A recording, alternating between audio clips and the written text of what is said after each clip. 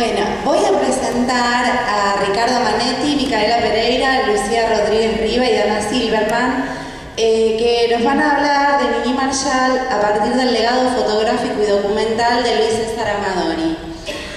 Ricardo Manetti es licenciado en Artes de la Universidad de Buenos Aires y a partir de la docencia y la investigación dentro de espacios universitarios que incluyen la UBA, el BIUNA, la FUC, entre otros, ha participado en importantes publicaciones sobre cine argentino e internacional, además de haber desarrollado diversos emprendimientos de gestión cultural. Actualmente se desempeña como director de la carrera de Artes de Filosofía y Letras de la Universidad de Buenos Aires. Micaela Pereira es licenciada en Artes y profesora de enseñanza media y superior en Artes de la Universidad de Buenos Aires. Está inscrita en la Cátedra de Historia del Cine Latinoamericano y Argentino en la misma universidad y trabaja en el Museo Etnográfico Ambrosetti como programadora de agenda y eventos. Integra la Fundación Claudio España, realizando tareas de gestión y conservación del legado Amadori Zuli Moreno. Lucía Rodríguez Riva es licenciada en Artes de la Universidad de Buenos Aires y egresada de TEA Imagen. Es docente de Historia del Cine Argentino y Latinoamericano en la UBA y en el BIUNA y trabaja en diversos proyectos relacionados a la gestión y recuperación del patrimonio audiovisual.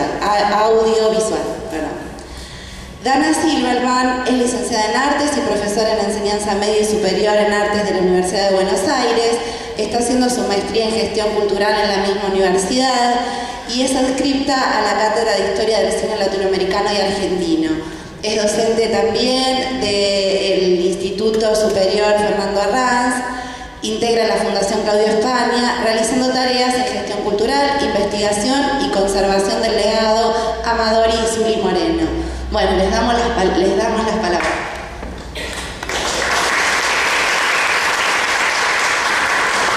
Bueno, antes que nada, buenas noches. Sé que estamos un poco demorados, voy a intentar ser bastante sintético porque en realidad hoy le corresponde hablar a las tres profesoras que me están acompañando, pero yo quería presentarlas y también en buena medida decir que a lo mejor la persona que debería estar el día de hoy, ya que estamos organizando y creando la Fundación Claudio España, y yo como responsable de la Cátedra de Historia del Cine Latinoamericano y Argentino, cátedra que se comenzó a dictar en el año 1986 en la Facultad de Filosofía y Letras y cuyo titular fue, hasta el momento de su fallecimiento, Claudio España. Es decir, Claudio sentía un gran amor y un gran respeto, y además él, como venía del campo de las letras, hablaba justamente el valor que significaba tener a alguien como Niní Marshall en la cultura argentina. Yo creo que hoy Claudio está aquí presente, que está junto con Niní también acompañándonos, y seguramente estaría muy orgulloso que en las aulas y en los espacios donde él se formó, como en este ámbito donde estaban los institutos y siguen estando algunos institutos de la facultad aquí en 25 de mayo, hoy la posibilidad de que Niní, como bien lo planteó Paola Pereira, a la cual quiero felicitar fundamentalmente de haberse tomado esta decisión de hacerlo, y en su trabajo doctoral también, y sé que contó fundamentalmente con el apoyo, porque gran parte de todo esto tampoco se hubiera hecho si no hay un resguardo, una memoria que tiene que ver con la familia, con Angelita, que es... Bueno, mañana cuando ella hable van a ver si Niní es Niní, Angelita es Angelita, y esto es importante también señalarlo. Un punto que también quería señalar, y voy a tomar unas palabras que en realidad esto pertenece a una entrevista que se hizo el día 3 de mayo de 1975 en la casa de Niní, que forma parte de un libro llamado Reportaje al Cine Argentino, que en ese momento un grupo de jóvenes investigadores, entre los cuales se contaba también Claudio España, le realizaron una entrevista para hacer un libro hoy ya clásico que se llama Reportaje al Cine Argentino, Los Pioneros del Sonoro, y he elegido algo muy cortito para leerles porque me parece que tiene absoluto sentido con lo que está ocurriendo en estos 3 días. Dice Niní: yo ya estaba destinada a seguir filosofía y letras, ya que eso quería mi familia. Pero después tuve una catástrofe sentimental y económica. Ya no tenía más a mis padres. Me vi en la obligación de trabajar y elegí esto, el teatro. Me parece que, bueno, que es una síntesis perfecta, porque en realidad también, cuando ayer le comentaba alguna de las chicas este texto o esto que dice Nini, decía, bueno, por suerte no entró a la Facultad de Filosofía y Letras, porque si no nos hubiéramos perdido esa posibilidad creativa de Nini.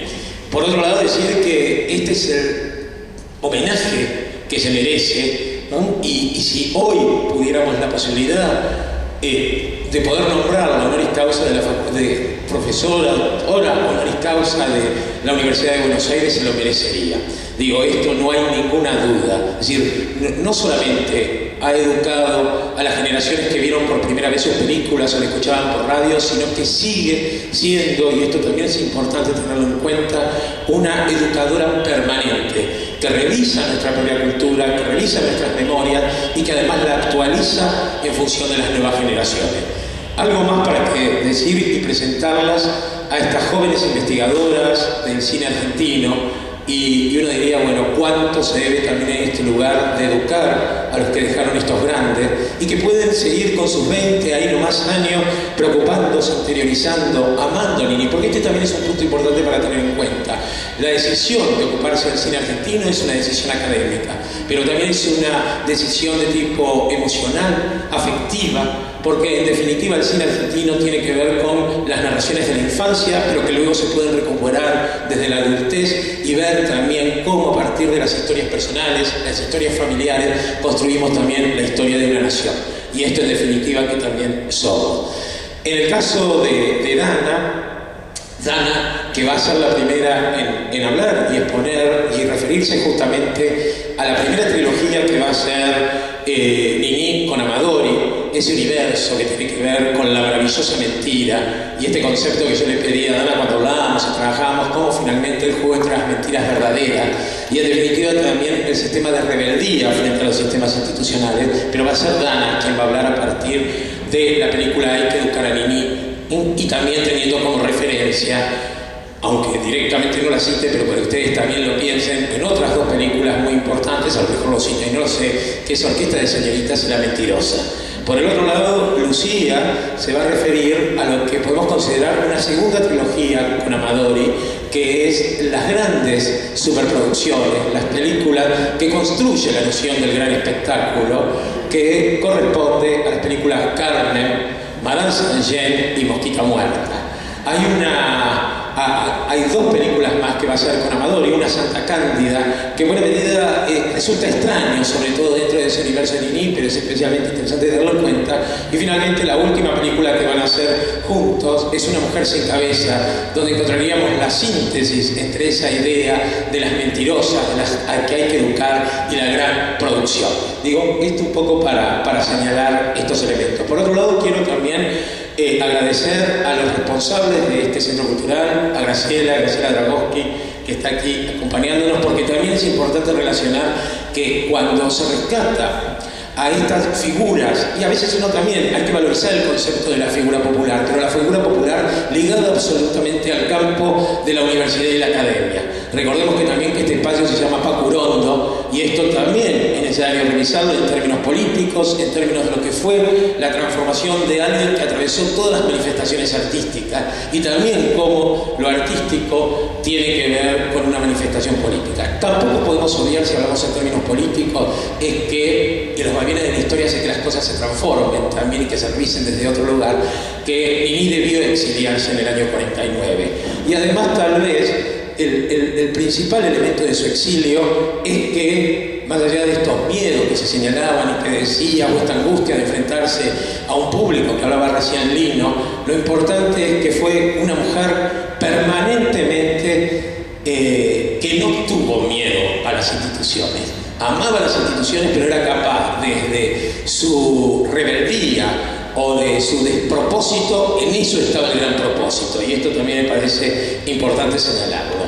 Entonces, esto también permite la posibilidad en este ámbito de poder reunir a Pacurondo, de poder reunir a Nini Marshall, de poder reunir también en este tiempo presente donde es necesario rescatar muchos de estos elementos que nos construyen. Decirle además también a Dana, fue la responsable de la búsqueda de archivos que se realizó de las presentaciones previas, de las voces y de los distintos personajes de Nini Marshall.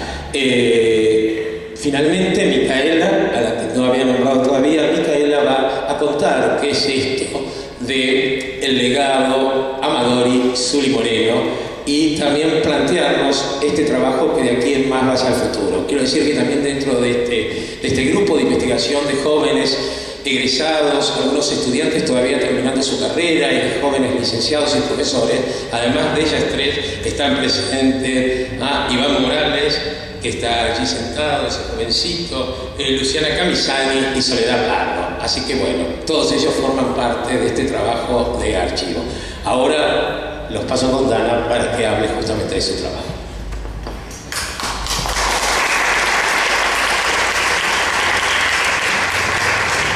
Bueno, buenas noches a todos.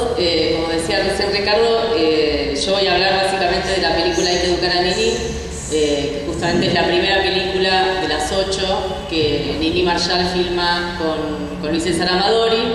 Esta película es del año 1940 y tiene la particularidad, por esto de ser la primera película, al ser de Amadori y estar en los estudios de Argentina Sonofilm, que como Nini ya venía filmando para los estudios de Lumitón con Manuel Romero, donde trabajaba con el personaje de Catita, y venía trabajando en EFA con Luis Bayón Herrera, con el personaje de Cándida, al llegar a Argentina Sonofilm, que era por parte de Mentasti, era el interés también de poder sumar a su plantel de estrellas Nini, se ve en la necesidad de buscar un nuevo personaje, ya que estos dos personajes provenían de la radio y fueron la primera cara que tuvieron en el cine, entonces se encontraron con ese desafío. Entonces así es como surge en Hay que educar a Nini el personaje de Nini, que en las diferentes películas a veces varían los apellidos, pero en este caso es Nini Reboredo, y ella interpreta a una actriz, que es la que podemos ver en la foto en la pantalla. Es una actriz de segunda de los estudios Cachemayo Films, que enseguida es despedida por algunas de sus altercados o de sus irreverencias en los estudios, y al ser despedida quiere ser indemnizada y cobrar esa indemnización para poder casarse con su novio. Pero para eso termina acudiendo a un estudio de unos agentes judiciales un poco tramposos que idean un plan de chantaje hacia un empresario, que es interpretado por Francisco Álvarez, en el cual ella acepta hacerse pasar por hija de este empresario. Ella tenía el personaje 28 años y terminan descubriendo que la niña a la que tenía que representar tenía 14 y estaba internada en un colegio.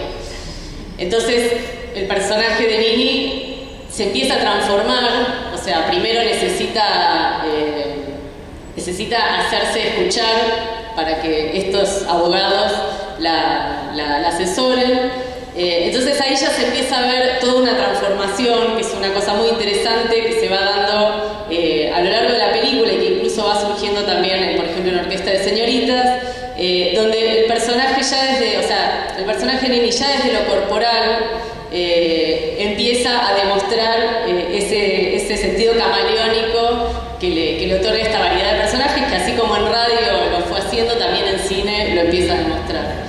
Entonces, por ejemplo, cuando está en los estudios, para poder llamar la atención de estos abogados, se hace pasar por la secretaria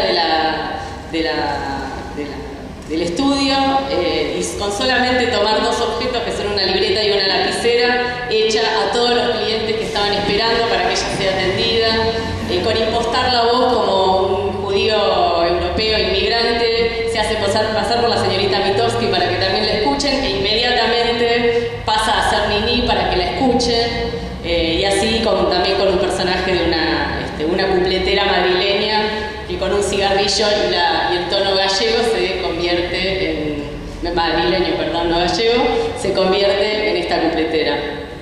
Entonces, todo esto tiene que ver también con esto que decía Ricardo, esta mentira que se empieza a construir, que a su vez, por un lado, es a través de estos personajes que ella empieza a ir construyendo estas personalidades o caracterizaciones, pero a su vez hay algo inicial en la película que es lo que veíamos en la foto previa de la estola, que es justamente el inicio de la película en el cual el que se ocupa de llevar adelante este engaño es precisamente Amadori, al margen de Nini, que es la que va a colaborar para construir ese engaño.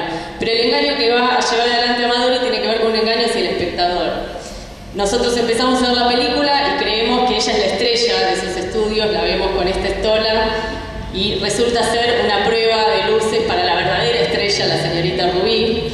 Y este es un recurso que Amadori ya había utilizado en 1938 con Madreselva, que cuando se inicia la película también uno cree que se comete un asesinato y es la filmación de una película. Entonces, por un lado está este engaño y al mismo tiempo este artilugio nos está mostrando el revés de la trama de la industria cinematográfica. O sea, estamos viendo los diferentes roles técnicos que tenían lugar en la época, lo que era la industria del cine en la Argentina en los años 40, en los 30 también.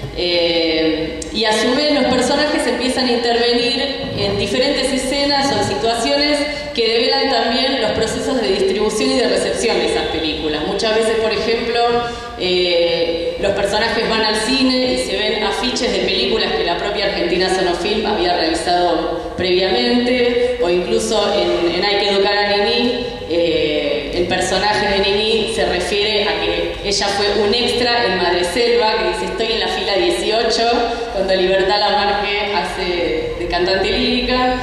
Entonces eso todo el tiempo está haciendo, digamos, un metalenguaje del propio cine y de los propios estudios. Y por otra parte, este artilugio del engaño que mencionaba recién que lleva adelante Amadori, dialoga con lo que se lleva adelante en todo el cine de Amadori, en toda su filmografía, que es el dispositivo de la suplantación.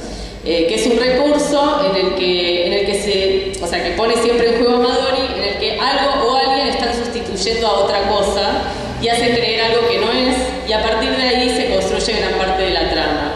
Entonces, en el caso de Hay que educar a Nini, está esta suplantación en la cual la Nini Reboredo de 28 años construye este personaje de la Nini, en realidad es Susana Nini Montero, y puede ser Rodríguez también, porque incluso el propio personaje que hace del padre, por momentos es Montero y por momentos es Rodríguez, para la escuela es Rodríguez, pero él en realidad es Montero.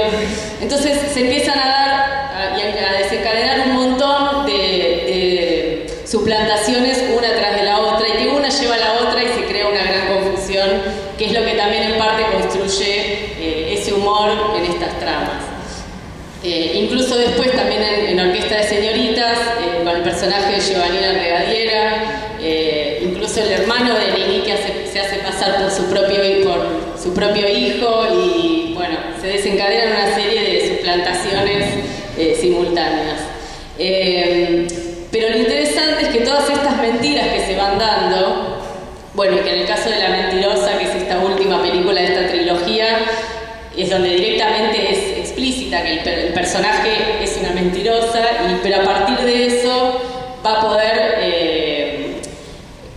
llevar adelante una manera de colaborar con alguien al que finalmente va a beneficiar con esta colaboración en la mentira. Entonces siempre estas mentiras se resuelven construyéndose como verdades. O sea, finalmente el engañado nunca se ofende por esa mentira, sino que termina valorando esa participación en ella. Por ejemplo, en el caso de Hay que educar a Nini, gracias a que ella revela que finalmente no es la hija de Montero, ella evita que a él lo estafen estos hombres, y entonces a partir de ese momento él dice, bueno, está bien, no es mi hija, pero prefiero que lo sea. Y así se construye una nueva familia.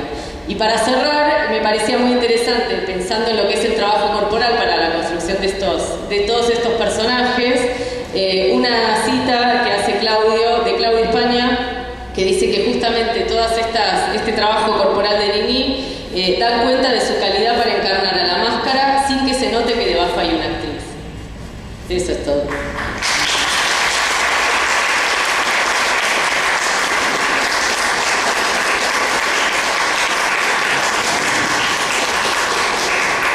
Hola, buenas noches. Yo voy a hablar sobre Carmen, como dijo Ricardo. Cuenta Nini Marshall en sus memorias que que Carmen fue uno de los grandes aciertos de su carrera. Y dice ahí también que fue la primera superproducción nacional al servicio de un tema cómico. La película se filmó en 1943, un año en el que, como vimos en la película, había escasez de película virgen, por un lado, y por otro lado, Argentina Zona Film había sufrido el incendio de sus estudios, con lo cual hacer esta superproducción era toda una apuesta que salió muy bien, porque la película fue muy exitosa. Carmen cuenta la historia de Carmen Rodríguez, una costurera del barrio de Once que debe entregar un vestido a la Machinelli, ¿sí? La cantante de ópera, para la función de la ópera Carmen. Nini tiene una pelea con una de las coristas, ingresa al escenario, se desmaya y entonces entra en un ensueño en el cual empieza a vivir la historia de Carmen, la de Triana, ¿no? Ese mundo del escenario se vuelve real, verdadero para ella en ese momento. Como dijimos, la película es del año 43, se cumplía el centenario de la novela de Mérimée. Es el texto en el cual está basado la obra de Bizet, que es del 75, que es la que más trascendió, y es sobre la cual está basada la película.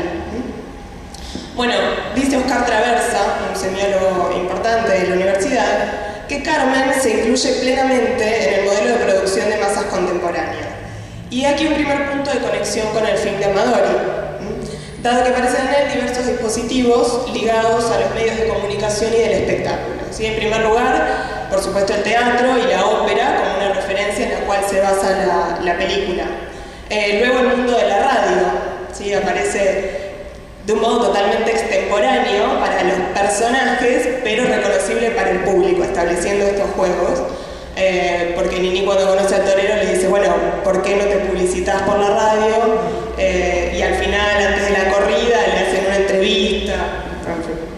Y por otra parte, la prensa escrita, ¿sí? Cuando ya le dan un mapa, lo da vuelta y encuentra una publicidad, y ahí se entera dónde encontrar al torero, que es a quien ella está buscando. Por otra parte, afirma también Traversa que Carmen trajo la vida operística a la mujer obrera, que era un signo de la época, ¿no? Carmen es una mujer que trabaja en una fábrica. Y esto también aparece en el film de Amadori, dado que empieza en el local donde ella trabajaba, y ella representa una vendedora, a una costurera. Recordemos que era el modelo local de la época en que se podían emplear las mujeres. La primera película de Nini había sido Mujeres que trabajan, donde ella representaba a una vendedora de la tienda Harrods.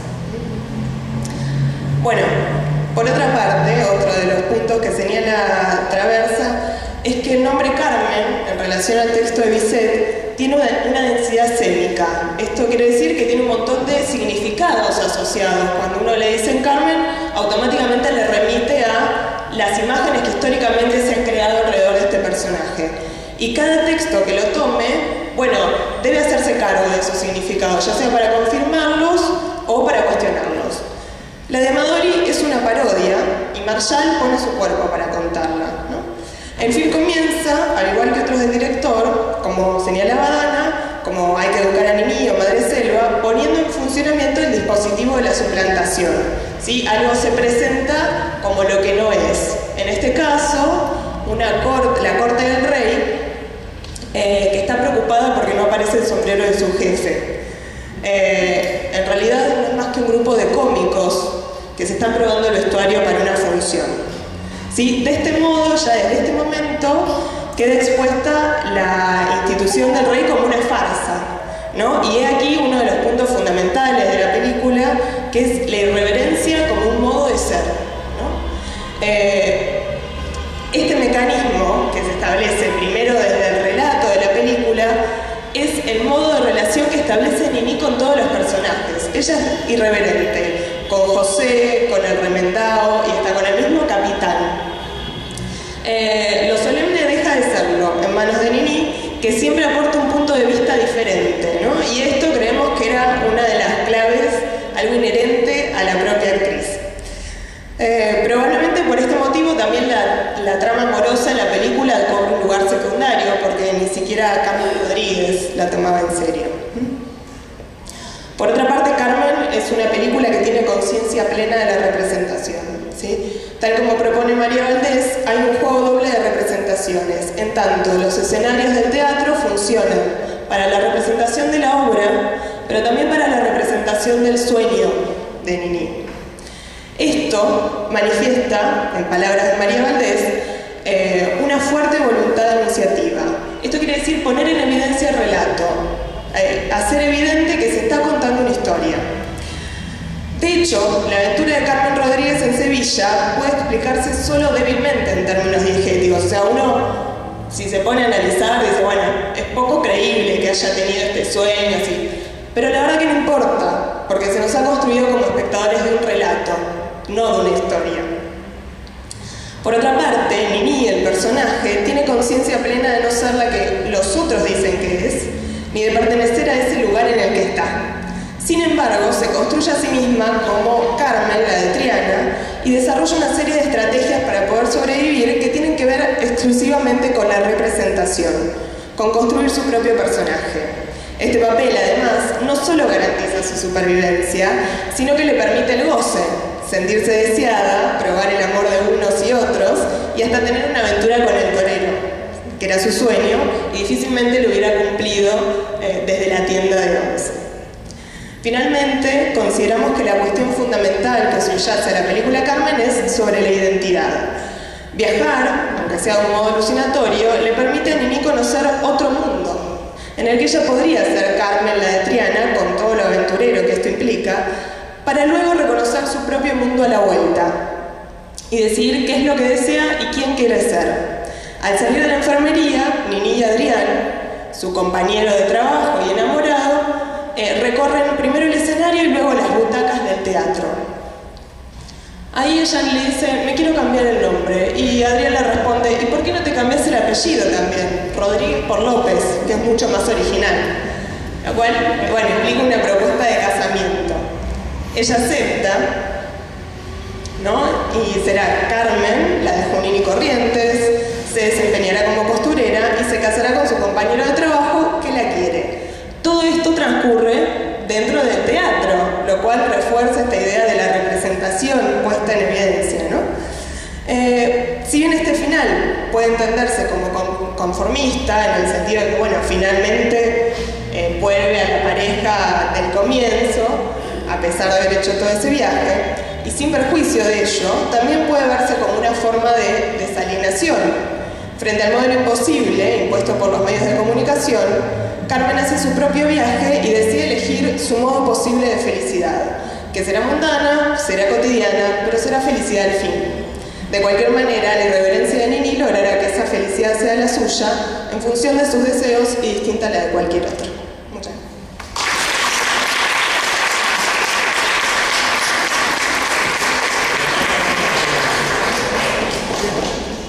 Bueno, buenas noches. Como ya anticipaba acá Ricardo y mis compañeras, yo voy a charlar un poco de cómo estamos trabajando con el legado que nos dejó nuestro maestro Claudio España de Amador Isuri Moreno. El hijo de Amador Isuri Moreno, Luis Alberto Amadori, le dona a Claudio España todo un fondo documental que va pasando por distintas instancias, y sobre todo son como unos tesoros a los que en determinado momento, trabajando en el estudio, dijimos, bueno, ¿cómo abordar este material y cómo hacer que este material se convierta en un archivo de acceso, que ese es nuestro objetivo.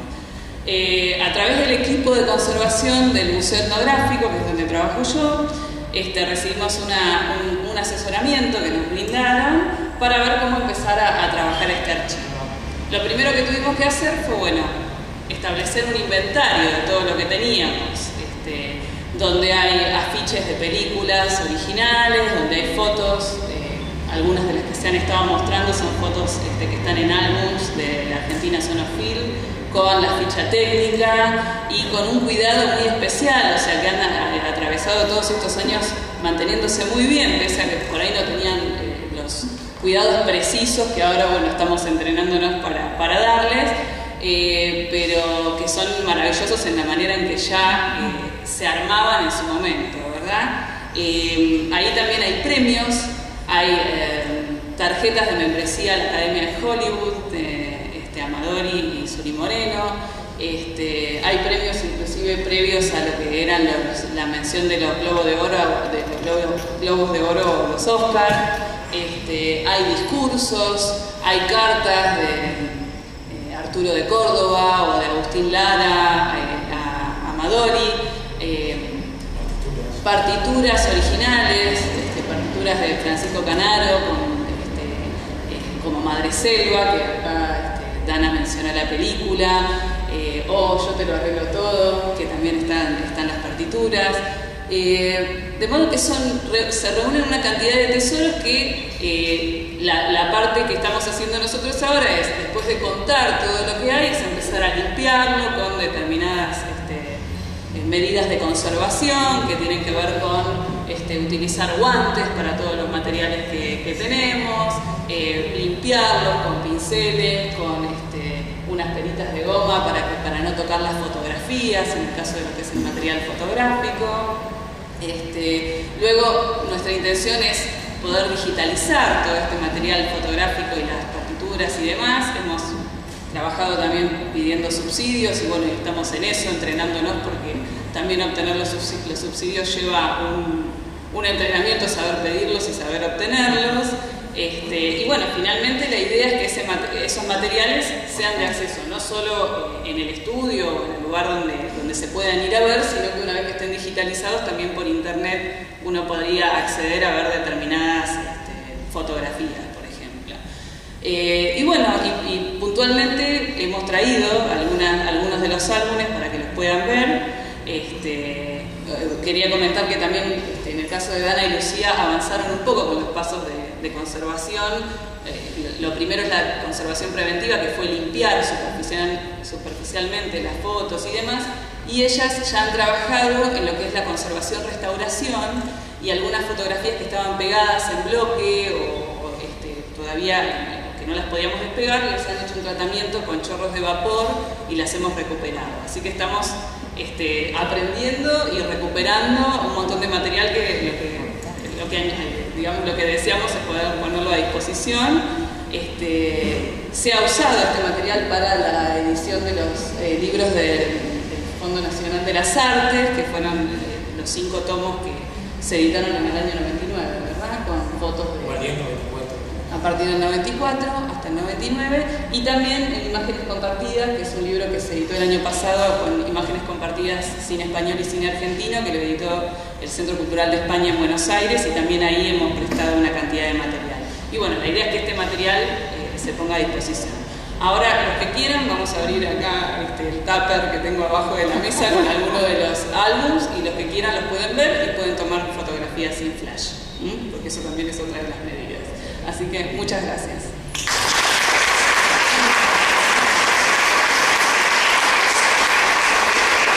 Y simplemente para terminar, quiero decir que para mí me produjo mucho placer poder presentar a gente del equipo de trabajo que merecen, creo, y lo han demostrado a partir de sus trabajos, de las ponencias que han realizado, que merecen que la puedan acompañar y realmente están haciendo una búsqueda permanente para mantener esta memoria. Es muy importante que los nuevos docentes, los nuevos graduados de 20 años recuperen parte de nuestro patrimonio histórico, porque pensemos que la memoria es pasado, pero es presente y fundamentalmente futuro. Muchísimas gracias y gracias Priscila, gracias Paola, y le pedimos a Iván